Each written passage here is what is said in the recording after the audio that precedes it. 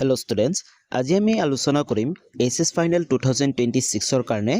MIL অসমীয়াৰ কাৰণে 2 নম্বৰীয়া common question answer. এই ভিডিওটোত আমি যিমানবোৰ 2 নম্বৰীয়া কোৱেশ্চন আনসাৰ বা আলোচনা কৰিম সকলোবোৰ প্ৰশ্ন কিন্তু পৰীক্ষাত বাৰে বাৰে ৰিপিট হৈ থাকে আৰু এইবাৰ তোমালোকৰ হৈ যোৱা প্ৰি ফাইনেল এক্সামৰ প্ৰতিটো ডিস্ট্ৰিক্টৰে ইম্পৰ্টেন্ট কোৱেশ্চন আনসাৰবোৰ। ইয়াৰ আগত আমি পাৰ্ট 1 ভিডিও বনাইছিলো, যদিহে তোমালোকে পাৰ্ট 1 ভিডিওটো চোৱা নাই ডেসক্ৰিপচনত লিংক থাকিব, পাৰ্ট 1 ভিডিও তোমালোকে পাৰ্ট 1 ভিডিওটো চাই লোৱা। আৰু এই ভিডিওটো তোমালোকে সম্পূৰ্ণ চাবা। যদি প্ৰথমবাৰ আমাৰ চেনেললৈ ভিজিট কৰিছা তেতিয়াহলে চেনেলটো সাবস্ক্ৰাইব কৰি বেল আইকনটো প্ৰেছ কৰি অল কৰি ৰাখিবা। কোৱেশ্চন নম্বৰ 1 টো চোৱা, লক্ষ্মীনাথ বেজবৰুৱাই লিখা দুখন হাস্য ব্যংগৰ ৰচনাৰ নাম লিখা। ইয়াৰ উত্তৰটো হৈছে লক্ষ্মীনাথ বেজবৰুৱাই লিখা দুখন হাস্য ব্যংগৰ ৰচনাৰ নাম হ'ল কৃপাবৰ বৰুৱাৰ কাকতৰ টোপোলা আৰু কৃপাবৰ বৰুৱাৰ উভতনি। হয়, মনত ৰাখিবা, লক্ষ্মীনাথ বেজবৰুৱাই লিখা দুখন হাস্য ব্যংগৰ ৰচনাৰ নাম হ'ল কৃপাবৰ বৰুৱাৰ কাকতৰ টোপোলা আৰু কৃপাবৰ বৰুৱাৰ উভতনি। নেক্সট কুৱেশ্চন, কুৱেশ্চন নম্বৰ 2 টো চোৱা, ফৰিয়াদ আৰু সঁচাৰ কাঠি শব্দৰ অৰ্থ লিখা। ফৰিয়াদ আৰু সঁচাৰ কাঠিৰ শব্দ দুটাৰ অৰ্থ হ'ল ক্ৰমে গোচৰ বা অভিযোগ আৰু চাবি। মনত ৰাখিবা, ফৰিয়াদ আৰু সঁচাৰ কাঠি শব্দ দুটাৰ অৰ্থ হৈছে গোচৰ বা অভিযোগ আৰু চাবি। নেক্সট কুৱেশ্চন, কুৱেশ্চন নম্বৰ 3 টো চোৱা, কথা কবিতা দুটা বৈশিষ্ট্য লিখা। অলৰেডি এই কুৱেশ্চন আমি আলোচনা কৰিছো, তথাপিতো মই তোমালোকক দি দিছো।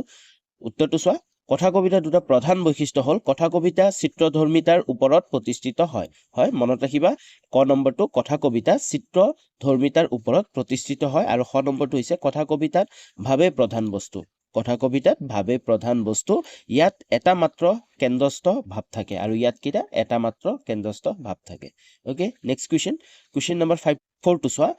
তোমাৰে আনন্দ বৰুৱাই কবিতাৰ শাৰীটো কোনজন কবিৰ কোনটো কবিতাৰ পৰা তুলি অনা হৈছে। তোমাৰে আনন্দ বৰুৱাই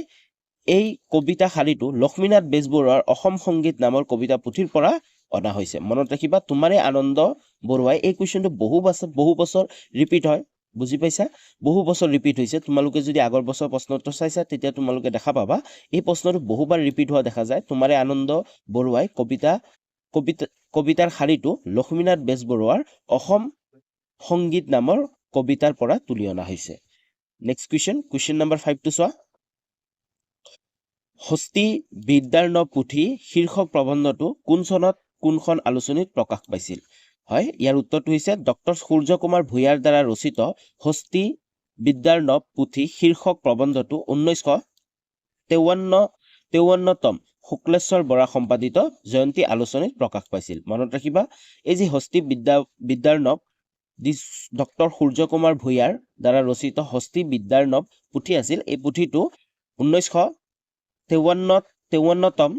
যি শুক্লেশ্বৰ বৰা সম্পাদিত জয়ন্তী আলোচনী আছিল, এই আলোচনীখনত প্ৰকাশ পাইছিল। কুৱেশ্চন নম্বৰ 6 টো চোৱা, প্ৰকৃত ত্যাগ মানে কি বুজা। ইয়াৰ উত্তৰটো চোৱা, প্ৰকৃত ত্যাগ বা বৈৰাগ্য এটা বিশেষ মনোধৰ্ম। কি হয়, ত্যাগ বা বৈৰাগ্য এটা বিশেষ মনোধৰ্ম। নোহোৱাৰ নালাগে বোলা ত্যাগ প্ৰকৃত ত্যাগ নহয়। যদি নোহোৱাৰ নালাগে বোলা ত্যাগ, সেইটো প্ৰকৃত ত্যাগ নহয়। থাকিও সংযতভাৱে ভোগ কৰা আৰু সংবিভাজনৰ দ্বাৰা সমৃদ্ধিৰ সদগতি ঘটোৱাহে প্ৰকৃত ত্যাগ। অৰ্থাৎ নিজৰ আৰ্জন, পৰিয়াল আৰু সমাজক অৰ্পণ কৰি নিজে ভোগ কৰাটোহে প্ৰকৃত ত্যাগ। তো কি হৈছে প্ৰকৃত ত্যাগ, তো তোমালোকে উত্তৰটো ধুনীয়াকে চাই ল'ব পাৰা। নেক্সট কুৱেশ্চন, কুৱেশ্চন নম্বৰ 7 টো চোৱা, এৰাবাটৰ সুৰ কবি ছবিখনৰ কণ্ঠদান কৰা ভাৰতৰ দুগৰাকী সংগীত প্ৰতিভাধৰ নাম লিখা। ইয়াৰ উত্তৰটো হৈছে এৰাবাটৰ সুৰ ছবিখনত কণ্ঠদান কৰা দুগৰাকী সংগীত প্ৰতিভা লতা মংগেশকৰ আৰু হেমন্ত মুখাৰ্জী। মনত ৰাখিবা, যি এৰাবাটৰ সুৰ ছবিখন আছিল, এই ছবিখনত কণ্ঠদান কৰা দুগৰাকী ভাৰতৰ সংগীতকাৰ কোন আছিল, লতা মংগেশকৰ আৰু হেমন্ত মুখাৰ্জী। বহু বছৰ আহি থাকে, ইম্পৰ্টেণ্ট কুৱেশ্চন হয়। নেক্সট কুৱেশ্চন, কুৱেশ্চন নম্বৰ 8 টো চোৱা, বিজ্ঞানীৰ কাম কি। ইয়াৰ উত্তৰটো চোৱা, আমাৰ বিশ্ব ব্ৰহ্মাণ্ডখনৰ ৰহস্য উদ্ঘাটনৰ ব্যৱস্থাটোৱে হ'ল বিজ্ঞান। হয়, বিজ্ঞান মানে কি, আমাৰ যি বিশ্ব ব্ৰহ্মাণ্ডখন আছে তাৰ ৰহস্য উদ্ঘাটনৰ ব্যৱস্থাটোৱে হ'ল বিজ্ঞান। এই ব্যৱস্থাটো এটা সুজংবদ্ধ ব্যাখ্যা দি পৰীক্ষা কৰি চাব পৰাকৈ পৰ্যবেক্ষণ কৰা, জোখ মাখ লোৱা, তথ্য অনুসন্ধান কৰা, বস্তু বা ঘটনাবোৰ ধৰ্ম বা চৰিত্ৰ ফহিয়াই চাই তাৰ বিষয়ে এটা সিদ্ধান্তলৈ অহা এইবোৰ হ'ল বিজ্ঞানীৰ কাম তো এইবোৰে কি হয় বিজ্ঞানীৰ কাম ওকে নেক্সট কুৱেশ্যন নম্বৰ 9 টো চোৱা কোন দুগৰাকী সাহিত্যিকৰ ৰচনাৰ আমলত যতীন্দ্ৰনাথ দুৱৰাই কথা কবিতা লিখিছিল অতিকৈ গুৰুত্বপূৰ্ণ প্ৰশ্ন কোন দুগৰাকী সাহিত্যিকৰ ৰচনাৰ আলমত যতীন্দ্ৰনাথ দুৱৰাই কথা কবিতা লিখিছিল ইয়াৰ উত্তৰটো হৈছে ৰুছ সাহিত্যিক আইভান টুৰ্গেনিভ আৰু আফ্ৰিকাৰ লেখিকা অনিভ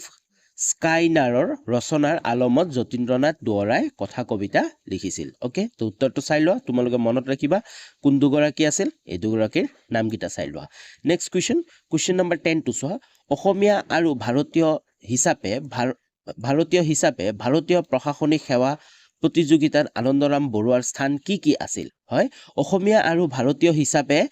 ভাৰতীয় প্ৰশাসনিক সেৱাত প্ৰতিযোগিতাত আনন্দৰাম বৰুৱাৰ স্থান কি আছিল অতিকৈ গুৰুত্বপূৰ্ণ আনন্দৰাম বৰুৱাৰ যি ভাৰতৰ প্ৰশাসনিক সেৱাৰ তেওঁৰ স্থান কি আছিল অসমীয়া আৰু ভাৰতীয় হিচাপে ইয়াৰ উত্তৰটো চোৱা অসমীয়া হিচাপে প্ৰথম স্থান ভাৰতীয় হিচাপে পঞ্চম স্থান অধিকাৰ কৰি আনন্দৰাম বৰুৱাই ভাৰতীয় প্ৰশাসনিক সেৱা প্ৰতিযোগিতাত কৃতজ্ঞতা লাভ কৰিছিল মনত ৰাখিবা অসমীয়া হিচাপে প্ৰথম অসমীয়া কি আছিল তেওঁ প্ৰথম অসমীয়া IAS অফিচাৰ আছিল আৰু কি আছিল ভাৰতীয় হিচাপে তেওঁ পঞ্চম স্থানত আছিল ওকে নেক্সট কুৱেশ্যন নম্বৰ 11 টো চোৱা হস্তি বিদ্যাৰ নৱ পুথিখনৰ বিচিত্ৰ চিত্ৰকলাৰ বিষয়ে প্ৰশংসা কৰি যোৱা দুগৰাকী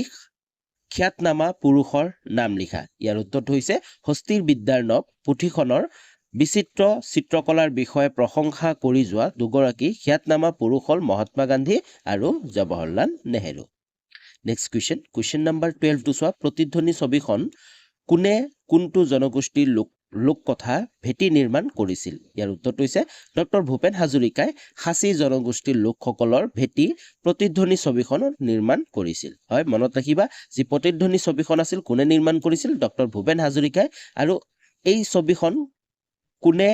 কোনটো জনগোষ্ঠীৰ লোককথাৰ ভেটি নিৰ্মাণ কৰিছিল ইয়াৰ উত্তৰটো হৈছে খাচী জনগোষ্ঠীৰ লোকসকলৰ কথা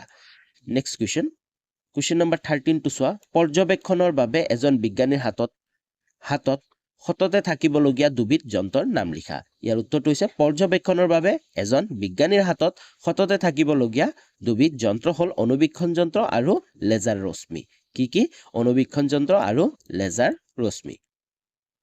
কুৱেশ্যন নম্বৰ 14 টো চোৱা আমাৰ অসমৰ বাহিৰৰ কোন দুজন কবিৰ গীতৰ লগত মাধৱদেৱৰ বৰগীতৰ তুলনা কৰিব পাৰি এই কুৱেশ্যনটো আমি অলৰেডি পাৰ্ট 1 আলোচনা কৰিছিলো হয়নে এই কুৱেশ্যনটো অলপ বেলেগকে আছিল ইয়াতে অলপ বেলেগকে দিছে যে অসমৰ বাহিৰৰ কোন দুজন কবিৰ গীতৰ লগত মাধৱদেৱৰ বৰগীত তুলনা কৰিব পাৰি উত্তৰটোতো সেমে হ'ব মহাৰাষ্ট্ৰৰ কবি তুকাৰাম আৰু উত্তৰ ভাৰতৰ কবি সুৰদাসৰ গীতৰ লগত মাধৱদেৱৰ বৰগীতৰ তুলনা কৰিব পাৰি নেক্সট কুৱেশ্যন নম্বৰ 15 টো চোৱা কবিয়ে ঈশ্বৰক কিয় বিশ্ব খনিকৰ বুলি অভিহিত কৰিছে হয় কবিয়ে কিয়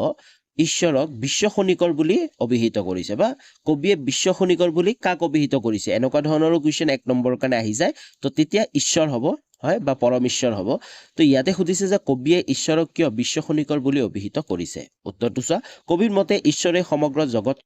জড়জগত জীৱ জগতৰ সৃষ্টিকৰ্তা তেৱে খনিকৰ ৰূপে সমগ্ৰ বিশ্বকে তিল তিলকৈ গঢ়ি তুলিছে সেইবাবে কবিয়ে ঈশ্বৰক বিশ্ব খনিকৰ বুলি অভিহিত কৰিছে হয় কবিৰ মতে কি ঈশ্বৰে সমগ্ৰ জড়জগত বা জীৱ জগত সৃষ্টিকৰ্তা তেৱে খনিকৰ ৰূপে সমগ্ৰ বিশ্বকে তিল তিলাই গঢ়ি তুলিছে তো সেইবাবে কি কৈছে কবিয়ে ঈশ্বৰক বিশ্ব খনিকৰ বুলি অভিহিত কৰিছে বুজি পাইছা নেক্সট কুৱেশ্যন নম্বৰ 16 টো চোৱা নলিনীবালা দেৱীৰ আধ্যাত্মিক ভাৱৰ ব্যঞ্জনা প্ৰতিধ্বনি হোৱা দুখন কাব্যগ্ৰন্থৰ নাম লিখা ইয়াৰ উত্তৰটো হৈছে সন্ধিয়াৰ সুৰ আৰু অলকানন্দা মনত ৰাখিবা নলিনীবালা দেৱীৰ আধ্যাত্মিক ভাৱৰ ব্যঞ্জনা প্ৰতিধ্বনি হোৱা দুখন কাব্যগ্ৰন্থৰ নাম হৈছে সন্ধিয়াৰ সুৰ আৰু অলকানন্দা নেক্সট কুৱেশ্যন নম্বৰ 17 টো চোৱা জনতাৰ আহ্বান কবিতাত কবিয়ে কাৰ জয় ঘোষণা কৰিছে ইয়াৰ উত্তৰটো হৈছে জনতাৰ আহ্বান কবিতাত কবিয়ে জনতাৰ জয় জনতন্ত্ৰৰ জয় মহামানৱতন্ত্ৰৰ জয় ঘোষণা কৰিছে হয় জনতাৰ আহ্বান কবিতাত কবিয়ে কাৰ জয় ঘোষণা কৰিছে জনতাৰ আহ্বান কবিতাত কবিয়ে জনতাৰ জয় জনতন্ত্ৰৰ জয় মানৱতন্ত্ৰৰ জয় ঘোষণা কৰিছে নেক্সট কুৱেশ্যন নম্বৰ 18 টো চোৱা কাঠমিস্ত্ৰীৰ ঘৰ কবিতাত বিলাসীৰ দলে কেনেকৈ দিন কটায় বুলি কোৱা হৈছে ইয়াৰ উত্তৰটো চোৱা কাঠমিস্ত্ৰীৰ ঘৰ কবিতাটিত বিলাসীৰ দৰে আৰামী চকীত গা ঢালি মিলনৰ বিৰহৰ প্ৰেমৰ সংগীত গাই দিন কটায় বুলি কোৱা হৈছে কুৱেশ্যন নম্বৰ 19 টো চোৱা জয়ন্তীৰ পৰৱৰ্তী কালত প্ৰকাশ পোৱা দুখন অসমীয়া আলোচনীৰ নাম লিখা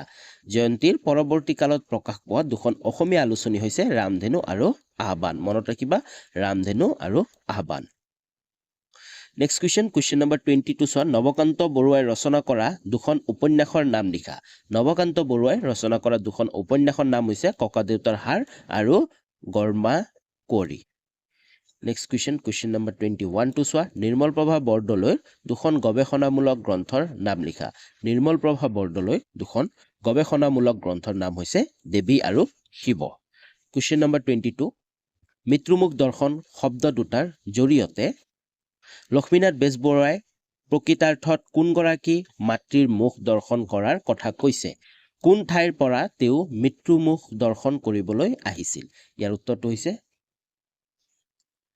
মাতৃমুখ দৰ্শন শব্দ দুটাৰ জৰিয়তে লক্ষ্মীনাথ বেজবৰুৱাই প্ৰকৃতাৰ্থত মাতৃভূমি মুখ দৰ্শন কৰাৰ কথা কৈছে কাৰ কথা কৈছিল প্ৰকৃততে মাতৃভূমিৰ মুখ দৰ্শন কৰাৰ কথা কৈছিল কোন ঠাইৰ পৰা তেওঁ মাতৃমুখ দৰ্শন কৰিবলৈ আহিছিল ইয়াৰ উত্তৰটো হৈছে উৰিষ্যাৰ সম্বলপুৰৰ পৰা তেওঁ মাতৃমুখ দৰ্শন কৰিবলৈ আহিছিল নেক্সট কুৱেশ্যন নম্বৰ 23 টো যতীন্দ্ৰনাথ দুৱৰাই কোন দুখন দেশৰ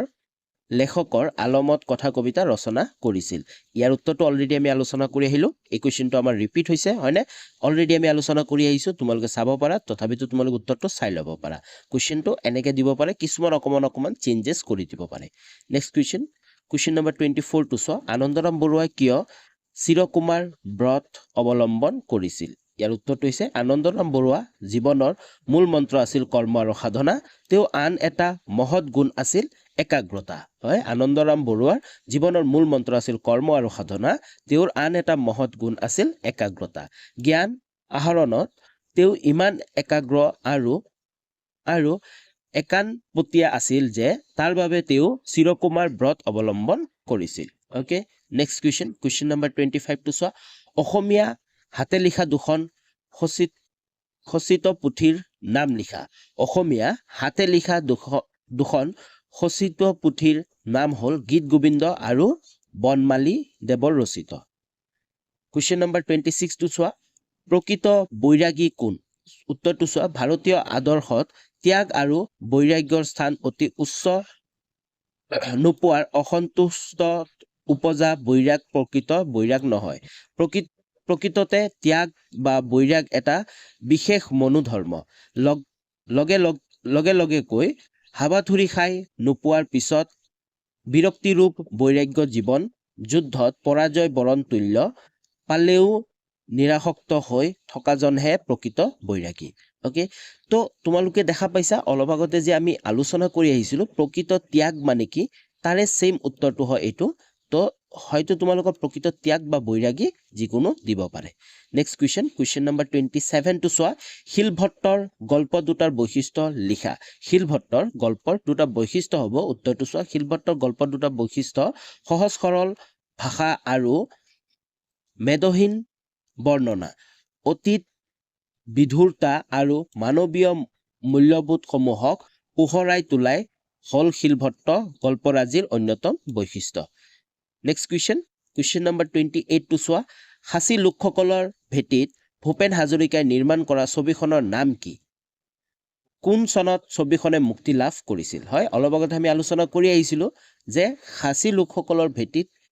ভূপেন হাজৰিকাই নিৰ্মাণ কৰা ছবিখনৰ নাম কি উত্তৰটো হৈছে খাচী লোকসকলৰ ভেটিত ভূপেন হাজৰিকাই নিৰ্মাণ কৰা ছবিখনৰ নাম হৈছে প্ৰতিধ্বনি আৰু কোন চনত ছবিখন মুক্তি লাভ কৰিছিল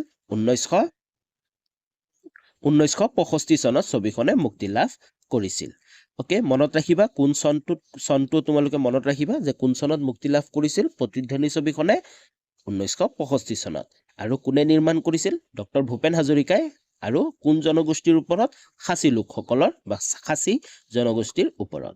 নেক্সট কুৱেশ্যন নম্বৰ 29 টো চোৱা আজিৰ বিজ্ঞানী এজনে পৰ্যবেক্ষণৰ বাবে ব্যৱহাৰ কৰা দুবিধ যন্ত্ৰৰ নাম পাঠত দিয়া অনুসৰি লিখা এই কুৱেশ্যনটো আমি আলোচনা কৰিলো চোৱা তোমালোকে কুৱেশ্যনটো বেলেগকৈ আহিছে কিন্তু উত্তৰ দুটা অলপ দূৰবীন আৰু অনুবীক্ষণ যন্ত্ৰ হয় পাঠটোৰ পৰা লিখিব দিছে যেহেতু দূৰবীন আৰু অনুবীক্ষণ যন্ত্ৰ সেম কুৱেশ্যন আমি অলপ আগতে পাই আহিছিলো হয় নে নেক্সট কুৱেশ্যন নম্বৰ 32 চোৱা আদৰ্শবাদী দাৰ্শনিকসকলৰ মতে চিৰন্তৰ মূল্যবোধ তিনিটা কি ইয়াৰ পৰিৱৰ্তন হয়নে উত্তৰটো চোৱা আদৰ্শবাদী দাৰ্শনিক সকলৰ মতে চিৰন্তৰ মূল্যবোধ তিনিটা হ'ল সত্যম শিৱম সুন্দৰম হয় আমি পাইছিলো সত্যম শিৱম সুন্দৰম ইয়াৰ পৰিৱৰ্তন হয়নে ইয়াৰ কোনো পৰিৱৰ্তন নহয় কুৱেশ্যন নম্বৰ 31 টো চোৱা আন্তঃৰাষ্ট্ৰীয় শিক্ষা আয়োগ কিমান চনত গঠিত হৈছিল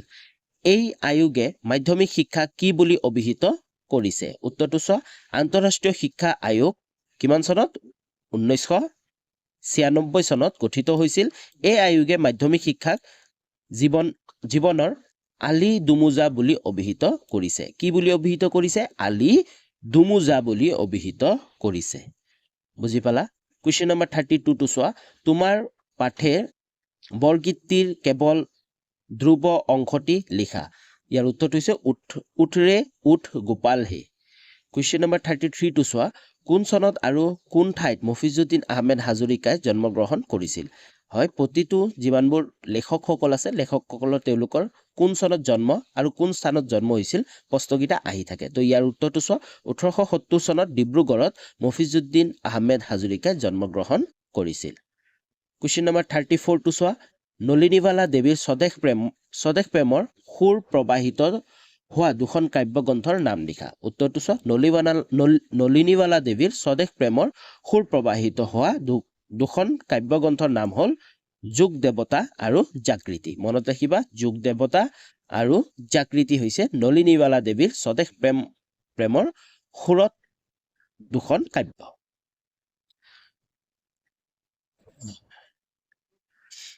নেক্সট কুৱেশ্যন নম্বৰ 35 টো চোৱা পূজাৰ 16 বিধ উপকৰণৰ যিকোনো 4 বিধ উপকৰণৰ নাম লিখা ইয়াৰ উত্তৰটো হৈছে পূজাৰ 16 বিধ উপকৰণৰ যিকোনো 4 বিধ উপকৰণৰ নাম হ'ল ধূপ দীপ নৈবেদ্য পাদ্য আৰু আৰ্ঘ ইত্যাদি কুৱেশ্যন নম্বৰ 36 টো চোৱা কাঠমিস্ত্ৰীৰ ঘৰ কবিতাটো প্ৰথম কোন সন্মিলনৰ কোনখন মুখপত্ৰৰ প্ৰকাশ পাইছিল ইয়াৰ উত্তৰটো হৈছে কাঠমিস্ত্ৰীৰ ঘৰ কবিতাটো প্ৰথম 1939 চনত অসম ছাত্ৰ সন্মিলনৰ মিলন মুখ্য পত্ৰত প্ৰকাশ পাইছিল ক'ত প্ৰকাশ পাইছিল অসম ছাত্ৰ সন্মিলনৰ মিলন মুখ্য পত্ৰত প্ৰকাশ পাইছিল কুৱেশ্যন নম্বৰ 37 টো চোৱা আঘোণ কুঁৱলী কবিতাটিত বৌদেউ উদ্দেশ্যে কবিয়ে কি কথা কৈছিল হয় ইয়াৰ উত্তৰটো হৈছে আঘোণ কুঁৱলী কবিতাটিত বৌদেউ উদ্দেশ্যে কবিয়ে বৌদেউ আপুনি যে কৈছিল সেউতীয় কথা মোৰ কথা জানো সেউতীয় কৈছিল বুলি সুধিছিল okay question number next question 38 টো চোৱা লাষ্ট কুৱেশ্যন হয় এইটো অৰ্থ লিখা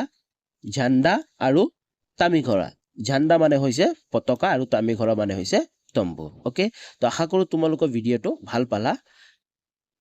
যদি তোমালোকে ভিডিঅটো ভাল পাইছা তেনেহলে লাইক এটা কৰি দিবা আৰু কমেন্ট কৰি জনাবা আৰু বন্ধু বান্ধৱীসকললৈ শ্বেয়াৰ কৰিবা পুনৰ লগ পাম নতুন এটা ভিডিঅ লৈ তেতিয়ালৈ বাই বাই